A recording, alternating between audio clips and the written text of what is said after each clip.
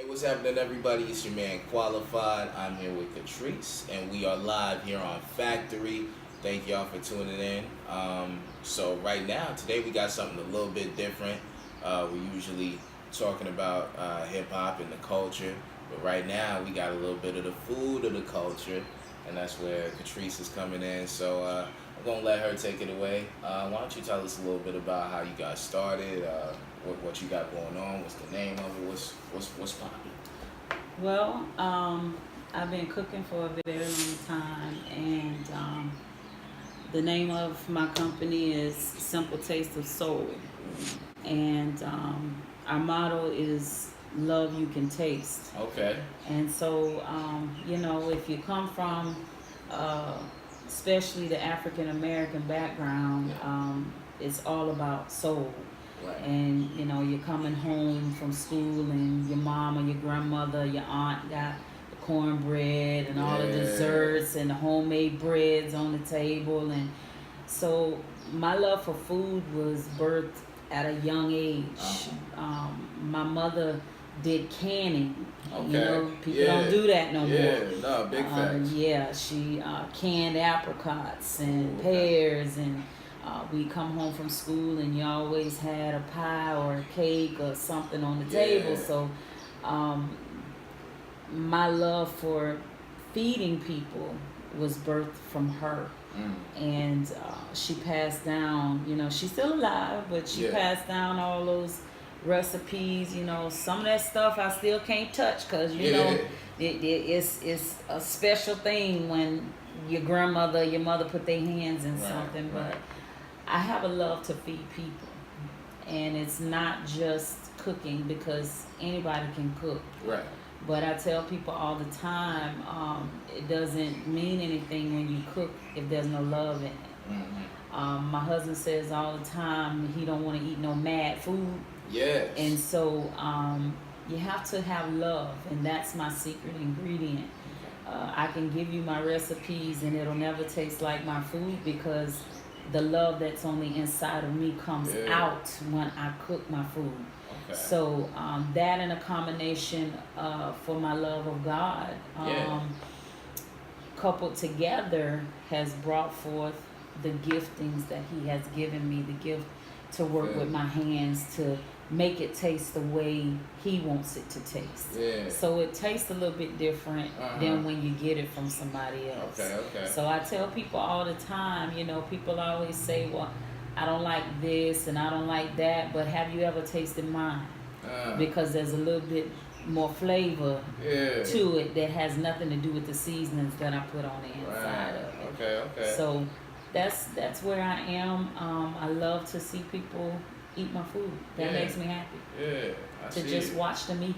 Okay. So, holidays are big in my family. Sundays are big in my family, because I love to feed people. So it's a passion for me. And you said Sundays. That reminds me of, like, growing up. We come home from church, and then you had the Sunday dinner. Exactly. And then in the middle of the day, you had people coming over from church, coming and eating and everything. So I feel what you're saying. I'm getting that vibe. Yes. So, like, what I guess as far as the type of food that you make, like, what are we looking at on the menu? What could we expect there? Smothered pork chops, homemade Salisbury steak, Caribbean jerk, barbecue, oxtails, neck bones, field peas, stuff that your grandmother, your mother would make. Cabbage, collard greens, baked macaroni and cheese, things of that nature. Those are the kind of things that speak soul. Yeah, I feel you. We about to tear these plates up, boy. I tell you, it's about to go down. Woo! Y'all gonna have to check her out. That's big facts. So, like, where did you grow up? Like, where's your influence coming from? I was born in Texas. Okay. But my mother was a Floridian, so I grew up in Florida, Central Florida. Okay. And I moved here from Central Florida, Yeah. from Ocala, Florida. Oh, okay. So I left my grown children in Florida. So yeah, and a couple of my grandkids, but that's where my influence is coming from down home. Yeah. Floridian. Okay. Yeah, they say Mississippi, Alabama, New Orleans is the South, but they don't know about Central Florida. Central Florida is the South. That's a whole different animal. It's the country. I see it. Yes. Okay, down there in Florida, have you ever like cooked up an alligator? I don't cook alligator, but I've eaten alligator. Okay, you've eaten alligator. Yes, it tastes just like chicken. See, that's what I've heard. I gotta see for myself one of these days. It tastes just like chicken. I ain't mastered that one yet. Yeah, nah, cause I got a hold of some frog legs. Before. Now the frog. Now they can keep the frog. They can keep that. They can keep the turtle. They can keep the possum. They can keep the squirrel. Oh wow! Yeah, they can keep all that wild stuff. That's what somebody else do. The frog legs wasn't that bad. It tasted like if chicken and fish somehow mixed. That's what I felt like. But you ain't about that. You ain't about that life. No, I ain't about that life. Keep them frogs. Keep them frogs. Keep them frogs over there. Yes, you know in Florida it's there's a law against killing the turtles. Oh, okay. Yeah. So if you see a big old turtle crossing the road, you just gotta you let go it go. to jail. You gotta let him walk. All right. And it's a lot of them that eat turtle soup. Ooh. Yeah. Yeah, nah, I ain't about to catch no case for no soup. Not for no soup. Yes. Not me. Yes. Oh man. Alright. Well, I think we see what's going on with all the food. I think we're getting excited. We're getting ready to eat. We're gonna have to see what these plates is looking like. I'm gonna go to the kitchen. Uh-oh. I'll be right back. Old factory. Watch out now. It's about to go down.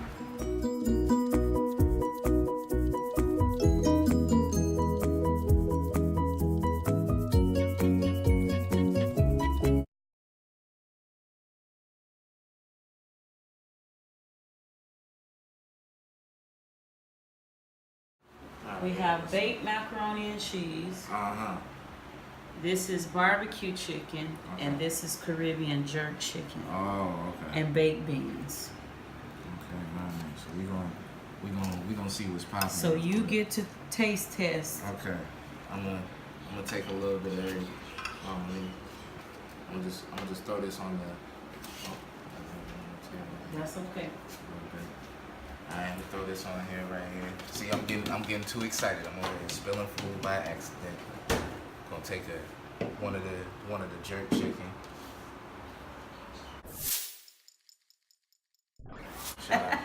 Shout out Aloha Made. We are looking for sponsors. You feel me?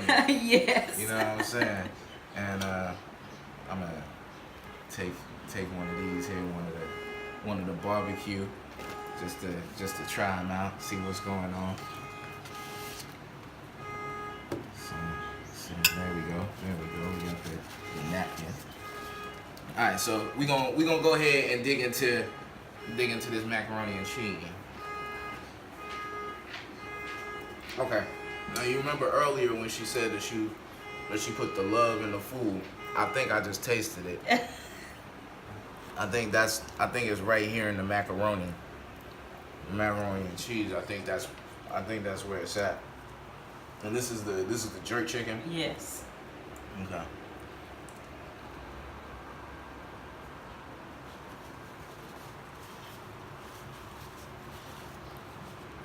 Bruh. Bruh. Yo. Oh man. I could try to put it in the words, but I feel like the words wouldn't do it justice.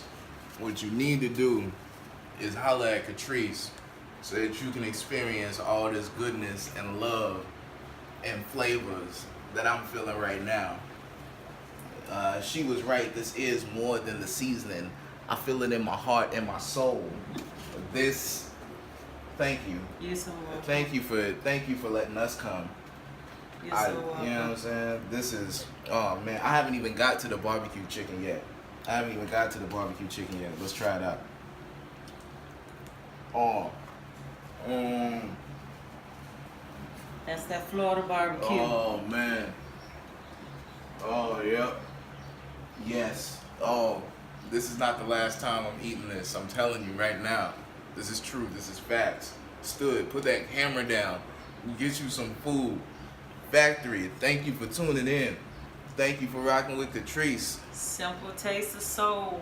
Simple taste of soul. Holla at her. Yes. Make sure you throw up the IG. Throw up your way that you can contact us. Y'all need to come get you this food. I'm not lying. No cap. No cap. This is a beanie. No cap. We out. What up, y'all? We out here live. I got my homie Zen in the building. This is Factory. Thank you for tuning in. So we're gonna talk a little bit. I got Zen here, like I said. Yeah, what's good? What's good? You already know. First time I met Zen, actually, if I remember correctly, I believe it was at a hip hop show back in the day. Jazz Minds, I think. Jazz Minds. Parking lot style. Yes. So, Yes. Yeah, Jazz Minds yes. in the parking lot. If you're not here from Hawaii and you're not familiar with Jazz Minds, it was a great place.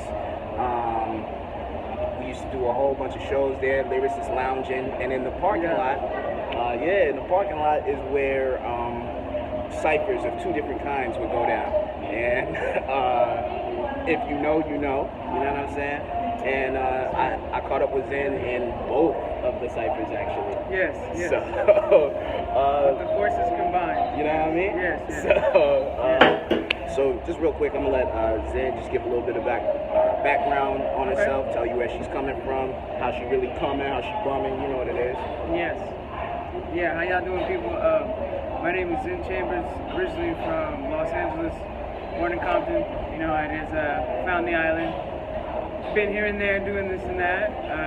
Been on Oahu now almost 11 years. Okay. I definitely freestyle, one of my top favorites. Yes. Especially with your boy Qualified. I play West African drums. I grew up playing the trumpet, play the guitar, I write songs, I build, I grow food. Yeah. And I pretty much keep in a constant of trying to communicate, I think, with hip hop and freestyling mostly, because I want to change the music that we're listening to. Yeah. I want to cultivate some kind of civil change amongst people, especially in the age of all this viral, instant connection. Yeah. You forget to kind of be face to face. Exactly. Yeah, so That's I feel why we like, had to pull up and talk to you know each what I'm other. saying? Words can mean something in text, but the sound of a voice mixed with the context to me makes sense. You know? I feel you. Yeah. And for all y'all who like to be politically correct, you know what I'm saying? Yes, I am a female body, but I definitely go by they, he, and because my boy is my boy, you know what I mean? We stay in fams. You know what it is. We stay king to it. I feel true with it. And I don't even know what the show is called. I just showed up. I biked here. I changed my shirt. You know what I mean? Y'all, you know what I'm saying? That's big facts. This is Zen Right. in the building. Hey, what's good? What's good? So yeah, a couple questions. Just kind of starting off, going back to one of the earliest times I saw you, like as far as musically, you was rocking. That's back when you and Amen was rocking and doing Ninja Please. That's right. My boy, man, he's from the East Coast. I'm here, and we straight up one night was just on some third day, all night freestyle, like going nuts. And sure enough, we typed in our names on that Wu-Tang name code finder. Yeah. And became ninjas that night. My boy was the I did Dungeon not know Dragon. that. And yes, it is the backdrop. We did this back in like 2012. Yeah. So it was the Babyface Ambassador. That was my boy on the turntable. Okay. Dungeon Dragon. And I was Shabazz, the Hype Snake. Okay. That's fire. Yes. So from there, we pretty much want to do the same thing, come out and push a new edge, especially doing hip hop and our styles being a little bit not so current, not so crappy. And, so we was out here trying to push, I feel like, an example of something, but we would show up in full ninja gear, face covered. I know you've seen us come through, talking to the mic. I mean, we performed with on the Melee program out here. Right. We got on basically an album. We did a video with Jack Johnson, and John Cruz, Paulo Fuga, and some of these like local heads. Like, you know, we definitely got to open up for Dead Prez, Mos Def. Yeah, that show was definitely pretty good. And then we went on tour a little bit out in Japan and Malaysia. Oh. And then my boy was blessed with a lovely baby girl. Yeah. So we kind of just... And that just kind of switches the whole situation. Yeah. I know how that goes. So we kept it moving, but big ups. I think she's actually going to be 6. Wow. Yeah, already, so... That's crazy. Yeah. That's what's up, though. Yeah. So shout outs to fathers out there actually being one. Whenever you can, because it's not easy for you, brother. I know Big facts. Dad gang. Hey, you can be dad gang. I'm not all the way live for dad body, but whatever. I mean, so I'm sure that I hear it's a good thing right now. Yeah. I'm sure you're getting called daddy at some point, anyways. Yes, that is true, sir. But yeah, so one of the reasons why me personally, like, I've always rocked with you so tough, like once we actually got around each other, like, well, first you were definitely skilled, like and that's like me personally, like, I listen to all different types of hip hop. If you follow Factory, we post all different types of hip hop. But for me, the first thing is, like, you gotta have some sort of rapping skill. Like, you gotta have like you gotta be able to do some kind of. You gotta at least be able to tread water. You know what I mean? Like, you gotta have some kind of technical skill. Right. So you're somebody who's definitely highly skilled. So that's what made me like want to rock with you already. Like, from I don't know about other MCs, but you can, like, when you step in the building and you see somebody else who's an MC, you can in a few minutes you can kind of tell, like, oh, okay, you know, this cat either their sword is sharp or their sword is dull. And you was always somebody who had a sharp sword, so I like being around that because I feel like it helps me get better and it keeps me on my game. So, like, that was the first thing I noticed, but then another thing that I noticed after we spent a little bit more time together is, like, you really live the culture, and you're somebody who is perpetuating the culture out here in the community, and, like, I get the sense that that's very important to you. And that's something that, you know, from being a member of the Universal Zulu Nation, and when that was going on in Zulu Union and all of that, like, being able to rock the mic, rock the stage, but also make a difference in the community is something that means a lot to me. So when I saw that it was something that meant a lot to you, I was like, okay, cool, we're gonna connect, we're gonna rock, we're gonna be together, rocking. And so I just wanted you to kind of expand a little bit on, because, I mean, we've been involved in some of the same things as far as community. But I just wanted rock the school bells. Rock the school bells, yeah. But that was hilarious, but yeah, I want you to expand a little bit about like, your sense of duty to the community and just what you feel like anyone involved in the culture, involved in hip hop, how they should be involved in the community as well. Well, I definitely, I guess I have taken a point to notice. I mean, even I feel like that iconic phrase with hip hop started out art. Yeah. And it kind of being mostly true and announcing, like, it's a form of music that was created amongst the people. Right. So it is our way, inevitably, I felt like, to do whatever it is we have to do. It means a survival, but I feel like by the time I met hip hop, you know, I'm an 80s baby, and I met the hip hop feeling like with De La Soul, Tribe Called Quest a little bit more, and NWA, but I feel like I had this offset of seeing these folks that are making these music, these, like, brothers and sisters are basically trying to push this agenda, like, yo, we need to go, we need to fight, and they're saying we as in where you live, what you're doing, whoever it is that you know getting down with and trying to break bread with or build bread with or bake bread, you know what I'm saying? Like, it's like it made me feel like the most important part, if I'm going to be doing it and feeling like I'm doing it, is that I got to be, like, if I have purpose and context to my own self, I'm not simply writing about it. I'm not simply just displaying it. It's just like, oh, try to be this thing. It's more like, this is what's coming out of me. I am equally sharing the fact that, you know, this is the best way I can make a change. I can go and talk to children, you know what I mean? I can go and break bread with brothers and sisters. I can go and, just share. I can go and learn. I can go and listen. I mean, it's, especially moving to Hawaii made me realize, like, go talk to the elders, man. Go share this music with them. Yes. Go, you know what I mean? Like, I started to see, like, the way the music has changed, especially, we can still do something with it. And I feel like that's why I push it. That's why I come out with it, you know what I'm saying? And I know I can't influence every other MC to have that standpoint. I don't think that's the purpose. Yeah. And you know personally, I've said many opinions about new music, and new artists and new sound. And it took me a minute to understand. It's still the same push. Just perhaps not entirely like, maybe they want to teach something else. Maybe there's a new way that it's being learned or understood, and I'm just, going from my end of it. But as long as all the aspects are together, it's more of a complete circle. I guess I never really expect much out of trying to encourage other MCs perhaps to be like, hey man, I know you make hardcore stuff, but is you out there serving food in the park or something? You rocking with the community? What is you doing? Who are you talking about if you just, that's also that idea too.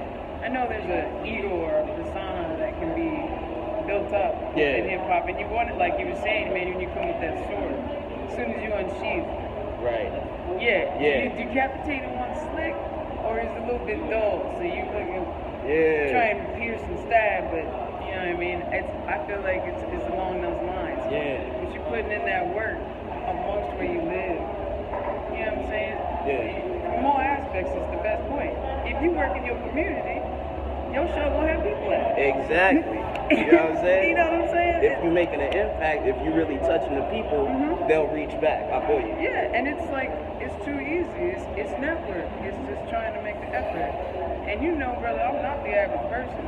I definitely make the instance of trying to, like, move into a space and do what I can do. Take the invitation when the school's like, can y'all come do that thing over here?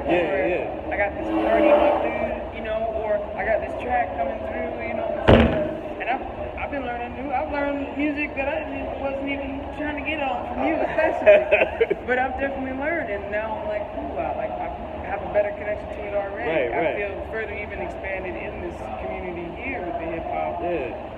Not always really identifying like I'm a hip hop artist. Especially because I do like live shows. Exactly. You'll pull up with the guitar, with the band, and everything like that. And I rock with it. That's dope. All things to all people. You feel me? And that's why I was like, I wouldn't even bridge the gap had I not been like, hey, community. But you know what I mean? Can we sit here? Can we dance a little bit? Can we figure this out? Can we engage? But we're running out of time here on Factory on this segment. So like one more thing before we go, just give Zan a little chance to shout out and plug. If you got anything going on? Okay, let's see. Current time in the Hawaiian Islands is 12:54 on a Thursday. If you want to catch a good show, it's not mine, but tonight I'm going to see Christian McBride. He's got that new joint, Upright Basses, at the Blue Note. It's actually beautiful. I'm excited. The dude was a virtuoso at 20. On Friday, I'm going to be checking out Jazz Minds. Rhea Davis will be singing some soul. Just on some cool cruise. I'll take my time. And then Saturday, I'm going to be performing from 8 p.m. to 10 at the old Varsity building, first floor at a spot called Kabai. Definitely gotta come check it out. It's like a Hawaiian collective of entrepreneurs. And do like Thursday to Sunday they do Ava and I night. So they serve Hawaiian boo-boos. They have Ava there. You can come lounge, and I'll be jamming my acoustic vibes, doing a little bit of freestyling. July 7th, I'll be doing my own show with a band as well at Jazz Minds. That's like a 10 to midnight. We're gonna get funky that night. I'm gonna try some things every time. Yes. You said July 7th. July 7th. Yes. Holla at me. It's been a minute since I've been at Jazz Minds, so I might have to just pull up. It's definitely changed. To be straightforward, it's it's getting a little blacker. I'm not even gonna. Yes, ladies and gentlemen, come on out. If you're out on First Friday, I rock with the Bentos at Manifest. Yo, that's where we at right now. Shout out Manifest. Yeah, definitely shout out Manifest. They usually get on at like 7:30 and they rock till 10, live band. Dope, Brother Mox. Yes, that's family. He's always got family. We gonna get Mox on here on Factory. Y'all just wait. So I'll be around here doing a little this and that. I mean, I've been trying to show out a little bit more. So yeah, man, appreciate the spot here, coming in at the factory, putting that work in. You already know what it is. That's all we do is work. Yeah, with my shirt. All right, thank y'all for tuning in. Factory, we holla at you. Peace. But tell us a little bit about your background, like where you came from before you started just rocking the hip hop scene out here. Oh my gosh, that's so sweet of you to even say. That's so humbling. I didn't even start rocking the hip hop show until I actually started working with you. How about that? Okay. Give me my props. Serious props. But yeah, no, serious. I guess, where did I come from? I came from Southern California, Okay. and I was born in Tustin, California. Yeah. 714. Okay. Holding it down. Holding it down. And my sister's actually here, which is cool. Which is even more of like a T-Town vibe. Sorry, I just have to say, I feel more Tustin. Like, nobody knows where Tustin is here, you know what I mean? So it's like, you say Tustin and they're like, Like cool. I'm from San Diego and I don't even know where you're from. That's So- like really far though. Yeah. That makes sense. Okay. Okay, so it's, you're cool. All right. Good. Yeah. But yeah, it was like next to Santa Ana. Oh, okay. So Disneyland, that's what I Yeah, always say. And okay, people are like, okay.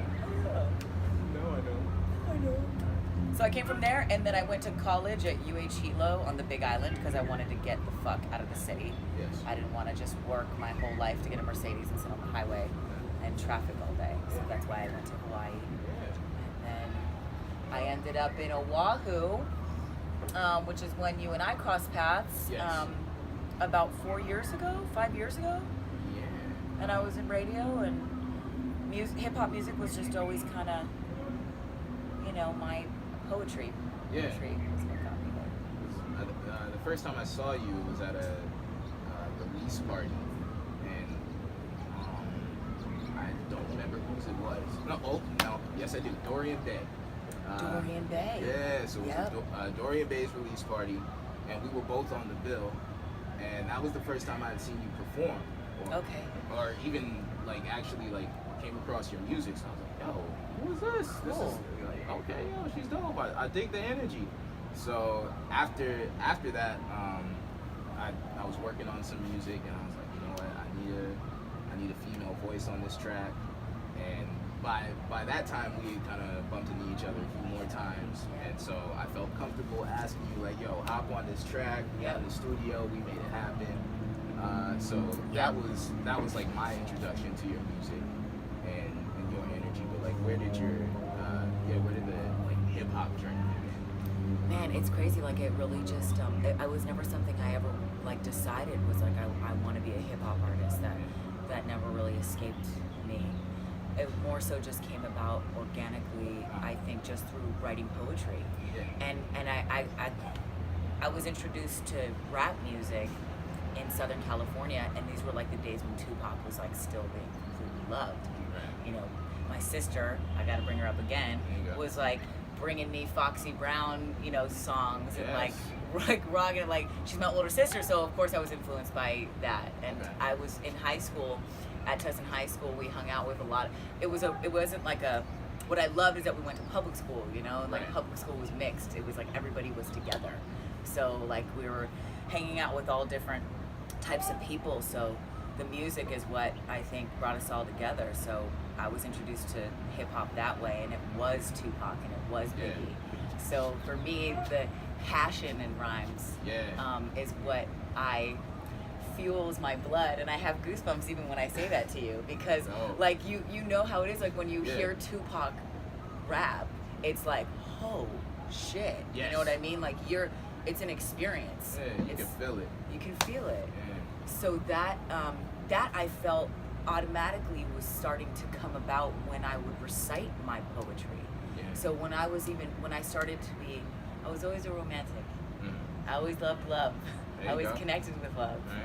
Because I had a mother that was very loving and loved everybody. So I would write poetry about love. Yeah. And then like it was crazy. So I'd hear like these Tupac lyrics, and then I would connect that like Tupac was talking about love and was emoting it and feeling it. So the first time I ever wrote a rap was not the first time I ever put my poetry to music. Didn't even happen until I came to Hawaii and started to hang out with cats in Hilo, who introduced me to the Living Legends. Oh, okay. And so then I was like, okay, so this is my kind of poetry over over beats that are like, you know, ethereal. Yes. And okay, shit, like, so then we would start to like drive around in like Leilani Estates, which is like being taken over by lava now, and drive those hills, right? And just put on these beats from like Gandalf's Beat Machine, and like, you know what I'm talking about? Yes. And like when you find the certain one, you're like, oh dude, this is my beat, like it's my beat. Okay. So then I would just started to like rap my poetry over it, and like matching it up, you know, and being. But to me, like, yo, I don't know about you, but like when I, because I would always like, I loved reciting my poetry, but like when I first did it over the music, I was like, oh my gosh, this means so much more. Yeah. There was like a deeper connectivity that was almost spiritual. Right. And then it like just goes through your body, right? And you're like, oh my God, my body is an instrument. I'm an instrument. Yes. No, I am the guitar, you know? Yes. So, yeah, so that was how it started. And then from there, I just kept on intrinsically meeting people that would introduce me to, you know, freestyling with people on, you know, beaches. It just coming out naturally. I'm not a battle rapper, but freestyle was definitely something kind of cool to mess with. If you could be around cats that weren't going to be like, oh, damn. You know what I mean? No, really, just invite it, let it happen. Yeah. Yes. That's like hearing you explain that kind of connects the dots for me, because it reminds me of like going back to the first time I saw you perform, just the like when I said your energy, the different type of energy that you had when you were up there. You were one of those people who like, I was like, okay, it's real. Like, you know, you could feel that you felt what you were saying. You know what I mean? And then from there, it makes you feel something. So, like, thank you. I feel the same way about you. Oh, yo, thank you. I feel the same way about you. That's what I try to put out there. And to me, like, honestly, I can't really. I mean, I love everybody and I love everybody's journey and what they're doing, but for me, there's something vibrational that happens when a real connection happens with music, where you, and I think that the person actually has to either have lived what they're speaking about or believe it and want it, because that's what I think creates that connection, you know? Oh, I feel it. Because there's some, like, you know, it's not always everybody, but then there's like a certain one and you're like, oh my God, like you're so inspired, or you, there's something in your body, something that happens in your body. And when you know it, when you see it, you know when you hear it. Yeah. You know exactly what you're talking about. So, like, we've already established that you're amazing. Oh, stop. But beyond that, you're also the first female winner of the Hoku Award for hip hop. Right? So, like, let's talk a little bit about that. Let's talk about that album.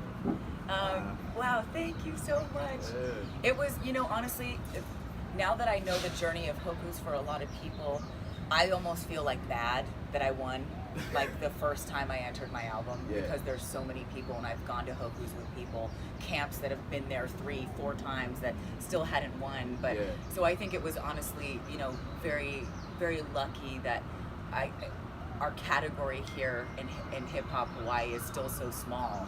It's such a new category that, you know, I can't take all the credit. Like, it's a small category. We had to kind of fight to get in there. There was, you know, some great artists that were up against, you know, the win. And I had thought it was completely political and chose not to really advertise wanting to win.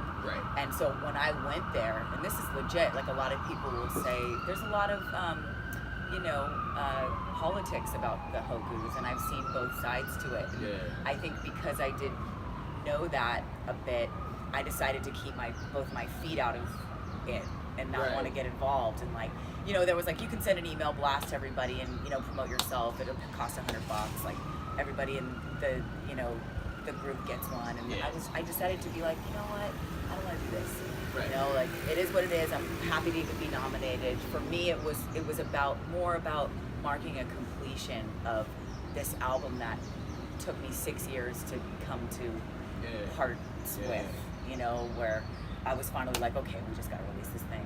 So for me, it was more about that. But I know that maybe 200 years from now, it will really be like, okay, cool, I was the first chick, you know, to get that. But I'm more so hoping that sparks other women or other people to believe and know that it really doesn't take much. You just got to finish your album, you got to fill in the paperwork, go put it in, and you can do all you want to advertise it. But at the end of the day, it was so beautiful because I literally told my crew that came here, and I had a lot of people come from California and whatnot, just to like, you know, have fun, cool, we can celebrate the album, you know, celebrate the album. And when I won, I was like, are you fucking serious? Like, I had no idea. Even more so to where I got an email the night before from Billy V, and he had said something like, hey, just wanted to know where you were sitting just in case you win the award. I didn't realize that he was actually kind of like trying to hint to me that I had won. I was so detached from it that I was like, well, I'm not going to win, Billy, but, you know, just in case you want to come say hi, I'm on the right-hand side. I'll be at table 100. So now I found out later on that, like, that's what they do to, like, find out where to go. So I'm like, dude. Anyway, it was a serious trip, but definitely very humbling. And for me, again, to be able to have that award just to even mark the painful journey that I went through at that time in my life, and the hours that my producer Vince put in, and all that time spent in studio. I mean, any artist would want to end an album with award. That's great. Even if it's plastic or whatever, you know, like it was just like, okay, cool, this is done. Like I can put this to bed. So that's how it felt. Nah, because I remember you telling me, like, when you were still working on that album, like, just the journey and how much had gone into it, and, like, just how many years have been put into it. So, like, just for me personally, as a homie of yours, just seeing, like, at the end of that, you win, and I was like, yo, that's what's up. Honestly, though, I'm sitting here across from a man who has released how many albums? And I have released one, so I can't really fucking talk. You have been in the journey, and you consistently do it, and for me, I understand the grind more than ever. When you go through putting, you know, like that's, and it's not talked about, you know. There's the glamour of hip hop and you know, music. It's, you know, the when it comes out, but like, yo, there's this whole other story behind everyone. The elbow grease. Yes, and for my friends that are watching, how many have you released? Okay, let's see.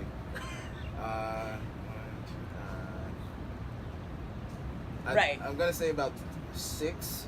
Right. That's, you know, I got a lot of respect. I got a lot of respect for people that put out, you know, are involved in their albums and work on their albums. And man, it takes a village, but you become your only village when you're doing that.